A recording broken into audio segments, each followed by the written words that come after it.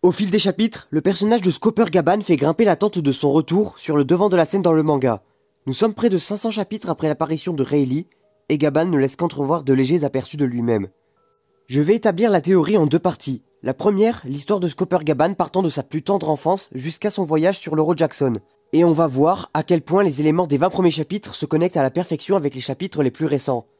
Et dans la seconde partie, nous traiterons de l'évolution de Zoro en corrélation totale avec Gaban, ainsi que son histoire même. J'insiste particulièrement sur la connexion entre la partie 1 et 2 qui sont interdépendantes.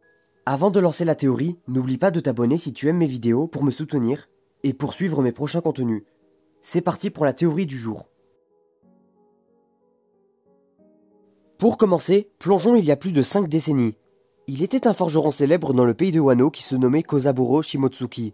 On apprend dans les SBS du tome 95 qu'il a quitté le pays il y a précisément 55 ans, finissant son voyage sur East Blue, là où il créera un village portant son nom, Shimotsuki. On apprend également que Koshiro est son fils, et donc forcément Kuina sa petite fille. En revanche, je ne pense pas qu'il ait eu qu'un seul fils. Déjà, pour exposer ma vision, je parle d'un facultatif frère et d'un autre qui est central dans la théorie. Dit autrement, je veux indiquer que Kozaburo a eu au moins 2 fils et éventuellement 3. En commençant avec l'éventuel 3e fils, il s'agirait de Denjiro. Je vais créer des liens temporels juste après l'énonciation de mon raisonnement, et si je parle de Denjiro, c'est déjà avec l'attrait visuel. Il a une apparence particulièrement semblable à Koshiro, que ce soit au niveau de la coupe ou du visage même. Mais on peut piocher et aller approfondir encore plus loin que ça. On sait que Kozaburo a forgé Enma, qu'il donnera à Oden et Wado Ichimonji qui prendra avec lui. En observant la lame que Denjiro porte, on peut trouver des similitudes avec justement le Wado Ichimonji. Ce qui serait forcément explicable par le fait que les deux auraient été forgés par le même forgeron, leur père. Concernant le frère qui pour moi l'est clairement, il s'agit de la figure centrale de la théorie Scopper Gaban. Pour lui, c'est grâce à un mélange des attraits communs le reliant à la fois à Koshiro et à la fois à Denjiro. Visuellement, il tiendrait plus d'une similarité vis-à-vis de Denjiro. Ils ont des lunettes similaires et les mêmes bracelets détenus à leurs poignets. Concernant ce qui le lierait à Koshiro, c'est un attrait géographique. On sait que Kozaburo a créé son village sur East Blue. Roger, lui, est né à East Blue au niveau de Locktown. Or, lorsqu'il a dû lancer son voyage, pour fonder son équipage, il a forcément commencé par vite recruter quelques Nakama de la région, avant de se lancer sur la première moitié de Grand Line. Il est considéré comme un des 2 plus puissants membres de l'équipage de Roger, après le capitaine évidemment, et nous connaissons tous la futilité liée au Gold de Goldie Roger pour or, Silver de Silver Rayleigh pour argent, et Copper de Scopper Gaban pour cuivre, formant une certaine hiérarchisation.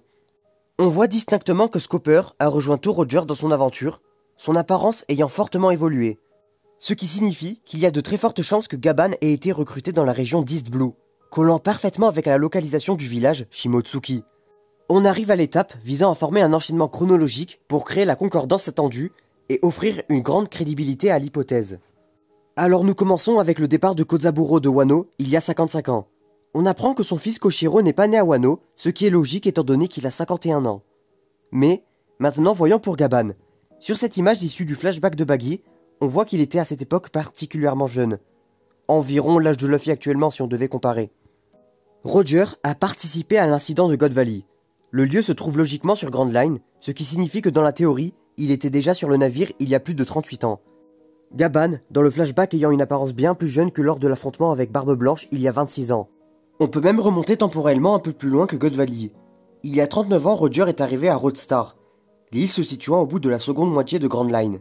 Par de simples déductions, nous pouvons comprendre qu'il lui a fallu un minimum de temps avant de parvenir à cet endroit. Sans prendre de risque, on peut aisément affirmer que Gaban est arrivé il y a plus de 40 ans sur le navire. Maintenant, pour le détail de l'âge, ça c'est beaucoup plus délicat. S'il a la vingtaine d'années durant le flashback de Baggy, alors ça signifie qu'il a été recruté extrêmement tôt par Roger. De ce point de vue-là, son âge aujourd'hui doit être environ 50 ans. Il me semble important de le mentionner, bien évidemment si la théorie s'avère juste, alors Scopper Gaban soit n'a été qu'un pseudonyme, soit Gaban était le nom de sa mère, qui n'était pas une Shimotsuki. Le cas d'Enjiro s'impose donc. Il est déclaré comme étant orphelin, son apparence lors de l'incident du dieu de la montagne, s'étant déroulé il y a 41 ans, donne une impression d'un jeune adolescent, tournant aux alentours de la quinzaine d'années. Ceci étant dit, on peut vite faire l'addition et voir que s'il a 14 ans précisément à ce moment-là, ça signifierait qu'il est né l'année même où Kozaburo est parti. Nous avons 2 issues à ça. La première est qu'il est né juste avant le voyage et qu'il a été jugé trop dangereux de le faire monter sur ce navire. C'est aisément justifiable quand on sait que prendre la mer pour ce peuple, c'est littéralement mettre le pied sur une terre inconnue, Denjiro, encore bébé, aurait donc été confié à des connaissances, avec un katana forgé par son père. La seconde solution serait qu'il soit né juste après le départ du voyage et que la mère, qui est donc aussi la femme de Kozaburo, soit restée au pays. Cette femme est peut-être décédée par la suite, ou est partie on ne sait pas où, en laissant son fils seul. Dans cette issue, Denjiro ne serait donc que le demi-frère des deux autres. Dans quelques secondes, nous allons passer à la partie 2 de la théorie. Mais juste avant, un petit rappel doit être fait parce que je l'ai omis dans la partie 1. Vu que les différents éléments sur Gaban sont assez imprécis, je n'exclus pas la possibilité qu'il ait plus de 55 ans et qu'il soit bel et bien né à Wano. Mais au final, ça ne change rien à la théorie, tout simplement ça s'expliquerait par le fait que Kozaburo l'ait pour une raison ou pour une autre embarqué avec lui lors de son voyage il y a 55 ans. Ce qui ramène toujours Gaban à East Blue pour partir avec Roger quelques années plus tard. Cette longue première partie a touché à sa fin. Il est temps d'arriver à la seconde partie qui va traiter de la manière dont sera amené le power-up de Zoro, celui qui lui permettra d'atteindre son ambition de trancher Kaido. Vous l'aurez compris, je vais intégrer Gaban à cette fameuse évolution. Ma théorie suggère donc que Scopper va s'intégrer à la bataille un jour ou l'autre. Pour donner le premier argument qui n'est en réalité qu'une répétition d'une idée très régulièrement donnée par les fans, qui est que Rayleigh ait entraîné Luffy. Par conséquent, il serait donc normal que le troisième de Lauro Jackson fasse un entraînement avec le second de Luffy, Zoro. On a bien compris que Enma allait être la lame décisive dans ce combat pour Zoro, mais il se trouve que de très étranges coïncidences font que ça pourrait ne pas s'arrêter là. Enma a été forgée par Kozaburo, comme je l'ai dit en début de vidéo. Mais ce n'est pas la seule lame de Zoro qui fut forgée par cet homme. Le Wado Ichimonji a lui aussi été créé des mains de ce forgeron. Le fait qu'il détienne deux katanas d'une même personne font que forcément ça va jouer un rôle dans l'évolution du personnage. Et pour ça justement, faites-moi confiance, j'ai une idée particulièrement précise là-dessus. Gaban, qui pour moi est donc le fils de Kozaburo, pourrait se trouver à entraîner le détenteur de deux armes de son père. Quand on y pense, après le forgeron en personne, qui de mieux que son propre fils pourrait prétendre s'avérer plus efficace dans l'entraînement de la maîtrise d'une arme. Surtout quand il s'agit d'un combattant de cette envergure. Ce n'est pas moi qui le dis, Tenguyama affirme que Zoro a des facilités dans la maîtrise d'Enma, en partie parce qu'il détient une autre arme du même forgeron. À l'heure actuelle, on connaît deux lames qui ont atteint leur paroxysme, devenues lames noires. Le Shusui, qui a été rendu ainsi par Ryuma, et le Kokuto Yoru, rendu noir probablement par Mihawk, ou, si ce n'est pas le cas, ça a été fait par un de ses prédécesseurs. Pour pouvoir réaliser l'exploit de trancher le pirate le plus puissant du monde, pour combler la perte de la lame justement noire Shusui, pour se rapprocher de l'homme qu'il veut surpasser, Zoro a besoin d'atteindre ce niveau de maîtrise. Si nous revenons 50 chapitres plus tôt, c'est Tenguyama une fois encore qui évoque cette évolution qui a fait réfléchir Zoro. Il ne tient plus qu'à lui pour rendre aujourd'hui Enma noir, et accomplir ce que Oden même n'aura pas fait sur son katana.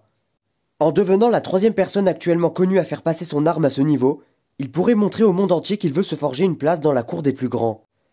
Encore une fois, Gaban pourrait être décisif dans ces instants-là. Les katanas ayant une âme, il répondrait à la fois au lien entre le guerrier et les lames, et dans le même temps, au lien qualifiable de lien du sang, le fils du créateur, aux côtés du guerrier ambitieux.